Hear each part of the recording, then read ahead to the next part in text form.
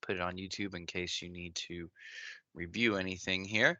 So, what we're going to be doing, like we talked about, is looking at either creating or updating a resume. I was talking to Coach Green, and if you had Coach Green or maybe Mr. Sagehorn or maybe Mr. Mistrangelo, um, your freshman year, you may have completed the My 10-Year Plan program in the uh, I can't remember the name of the class, career exploration class, something like that. And you may have already completed a resume, but one of the things that you have to do is you just have to keep it updated. And at the end of this year, you should have some new things to put on it. But just in case you don't have the 10-year plan resume, or maybe it's outdated and you forgot how to get into that website or whatever, we can kind of start from scratch and get us taken care of here. So what I have done do, do, is I've made a couple resume templates, and I mean, there's always a bajillion more out there on the internet. So feel free to use one of mine or to download another one off the internet um, and then modify it to fit your needs. I'm going to go over the how many is it? I think 5 sections. 1, 2, 3, 4. I guess 6 sections that your resume needs to have for it to be really look professional and kind of have the things, especially for a high schooler, that it should have. So if you want to take notes on paper or just kind of follow along, and obviously I'm going to be giving you these templates. So I think just following along, taking a couple notes here and there should get you there. I'm just going to choose one of these resumes and use it as um, my example. Let's see if we can blow it up a little bit to make it a little easier to read. There we go. Um, so obviously the very first thing that should be at the top of a resume, no matter what the template is your name, nice and big and bold so it's easy to see. And you need to have your street address, your phone number, and your email at the top of that resume. So the first piece of advice that I always give to people is to, now that you are, in high school and maybe you're on your way out of high school, is to maybe reevaluate your email address. We don't want our email address to be like, 360 no scope 420 blaze it at hotmail.com, when you're trying to get a job. Um, I usually tell people, you know, first name dot last name is always good. Um, I like to put the dot, especially because I have a strange name, Kiel.Olff. It's um, so and it all looks like nothing when it all blends together. And so try to make life easy for people emailing me. I put the dot in the middle of my email, my personal email address. And if you use your old email address, your super fun guy 12 at hotmail.com, you can usually set those up to auto forward anything they get to your new email address. So that way you can get, john.smith at gmail.com and have a really professional sounding email address going forward and, use it for the rest of your life. So that's the first thing that I tell people is make sure that you have a good sounding email and you have all these items right at the front, at the top. Some people like to put a little picture of themselves on their resume. I don't think that's really necessary. Um, you know, Especially, you never know what kind of biases the person hiring you might have. If you just have your name on there, it kind of helps a little bit. The second section of the resume is kind of what I call the personal skills section. And this, whenever you see this lorem ipsum dolor, this is just like placeholder Latin text that that typesetters have been using for years. So that's why it's in Latin. It's just placeholder text. Personal skills section is where you put things like kind of your attributes, who you are as a person, right? Are you a person who's a real team player? Are you a person who's more self-starting and gets it done yourself? Are you a person who has good written communication skills? Are you a person that has good public speaking skills? Are you a person that is more, leadership management skills? Are you more of a person who's like good at, negotiation and interpersonal skills and teamwork and collaboration, right? So I usually try and tell people, think of like two or three skills here that you think would kind of personify you. So for me, if I was doing this resume here, I'll do it as we go. So, and I'm going to put the school's address, and that is in Antioch. And the school's phone number is 925-755-7400. I don't know. I'll look that up. And my school email is kyleulf@antiochschools.net. Personal skills for me, I would say definitely communication, um, and because I can write well and I think I speak pretty well. Um, Problem solving, I can figure things out. I'm pretty quick that way, and probably proactive. I like to get things done. So in this section here, you would probably want to like describe a little bit, um, what you mean by those things, kind of giving, a little more, kind of rounding those things out. So I would say um, reliable and see, it's a little bit hard. It's hard to think about yourself this way for sure. Um, Reliable and quick learning with many years of leading teams of um, students and coworkers on video projects. Um, and I have the ability to translate client expectations into results. How about that? That sounds good. Something like that. So I like to do it like three, like kind of my three big traits. So think about your traits again. Are you more of an individual person, or are you more of a team player person?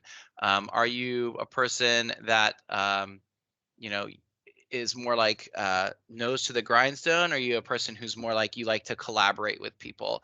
And think about the job that you are applying for and kind of tailor it to that. Um, the next section you have is any work experience that you have.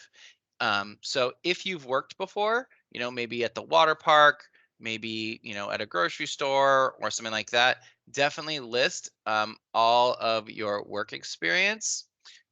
So mine would be Deer Valley High School in Antioch. And I would do video teacher. And I started that in August of 2006 to the present. And you kind of want to give a little bit of um, information about what you did in that role. Um, so I would do something like ran DV's video production and career tech departments. Oversaw probably at this point thousands of student productions. And then I would say won multiple awards. Or you want to basically say what you did at the job. You kind of, maybe not won multiple awards, that's not good. You want to kind of tell about what your responsibilities were, what you did in this job. So I'll just leave it at that then. And then I put my, since I have more than one job, you guys might only have one, but you could put things like babysitting. You could put things like mowing the lawn. You could put anything that you have, even if you haven't gotten paid for it, you could put volunteer work here. You could put, maybe you do things at your church. Maybe you do things for your club. Maybe you're like the treasurer for a club, or you're the treasurer or the secretary for the student body, or maybe you're on a team. I know that sometimes like the volleyball players have to run the gate at volleyball tournaments. They have to sell the tickets, and they have to run the snack bar, and they have to do those things to be on the volleyball team. um, so maybe you did something, maybe your class had something that you were doing. It's kind of hard this year, we haven't had many activities this year, but think about any time you were put in a capacity that kind of had you in a position of responsibility. And I would count that as experience for sure. um, let's see, before that I do Golden State Warriors, Oakland. That would have been video editor. And that was, gosh, I don't even remember. Something like that. And I would put information in there. Like I said, if you don't have a lot of job experience, that's okay. Just think about places where you've kind of been put in a position of responsibility, because employers know that high schoolers, you might be applying for the first job ever. And just put anything you can in there. For education, obviously for you guys, you're just going to put Deer Valley High School. Um, if you have graduated, you can just say, what would you say? High school diploma.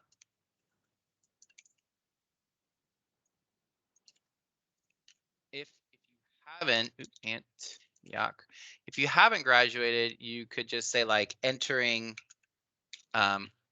senior year, or entering junior year, or whatever year that you'll be going into next year.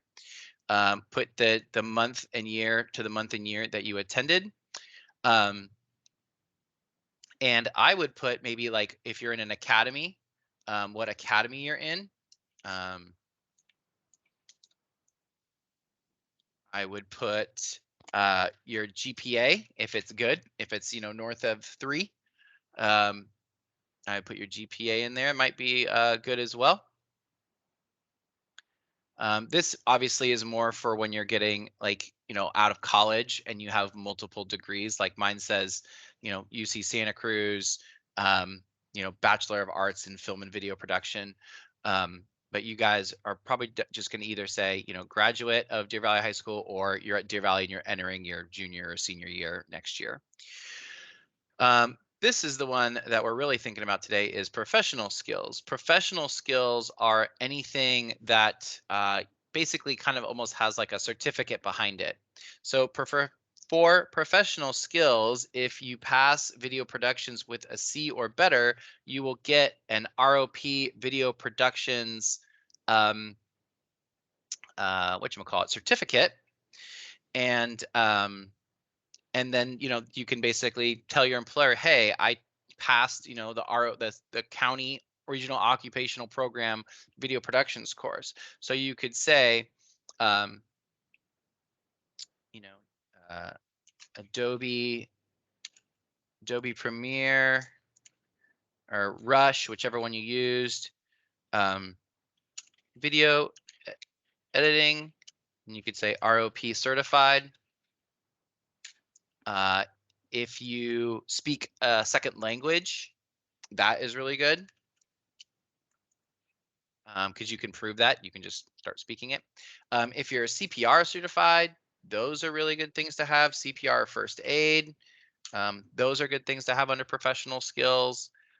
If you're really good at some other kind of software, I like to list if you're good at like Excel or Word or Google Docs, or if you are good at like OBS or YouTube. unfortunately, none of those. Everyone's talking about, like, Adobe's talking about coming up with a certification program, and YouTube's talking about coming with a certification program. But right now, it's just kind of at your word. Um, are you good at these things, and can you kind of prove it? And then the I don't know why award. Oh, it's because at the top of the page, I think. Yeah.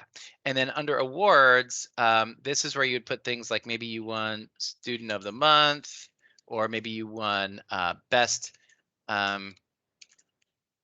editing for video trailer or something like that, which I need to give out next class.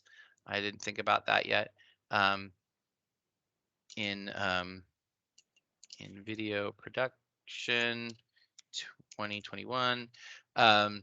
Maybe you won, league MVP, or, team most improved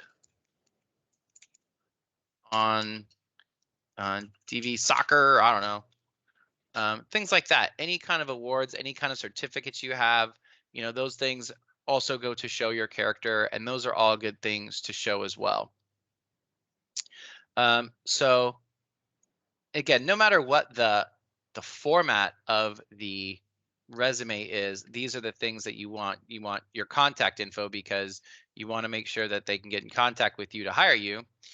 They want to know kind of what kind of person you are. So I like to give them a couple, like, descriptive words about myself. And I think for me, that's the hardest part, because the rest of this is all very cut and dry. It's all like factual things. This is the one where you're trying to um, kind of talk yourself up, and maybe a couple more sentences here. I would say probably 3 to 4 sentences there about yourself. Your work experience, again, if you haven't ever had a paying job, you can always put things like, babysitting, your brothers and sisters, or maybe ran the snack table at a game or church or something like that, or you did something for a club. This is why I'm always trying to push kids to get into clubs. It gets them into leadership roles, and gets them some experience. Education, yours is probably either going to just say Deer Valley graduate, or still at Deer Valley, and you're entering what year you're going to enter, because most high school jobs are over summer, so they kind of want to know what year you're going into. I think putting the academy you're in and the GPA you have, if they are north of 3, are worth putting in there. Um, Professional skills, definitely. If you have a C or better, I would add Adobe Premiere or Rush, whichever one you're using. Video editing, or you could just say video production, probably. Because you know how to shoot as well. And you're ROP certified. If you get a C or better, you're going to get an ROP certificate saying this person has passed the ROP video productions course. If you speak a second language, if you've got CPR, maybe you're good at, live streaming, or maybe how to, I don't know what other kind of crazy skills you have, but this is where you put those skills, like especially, any kind of equipment how to use, any kind of software how to use, something that can differentiate you. And maybe that's not even the job you're going for. Maybe you're going to work at the water park, but they see, oh, this person knows how to shoot a video, and they can hire you because, oh, that we can use that person to shoot a video to record our CPR lessons, or something like that. And it just gives you that extra leg up over everyone else. And then any kind of awards you've won over the years are always good to show as well. So I am going to assign this to y'all. Let's see. And it'll be due on Monday, so you can work on it tonight, or you can work on it on Monday during the asynchronous time.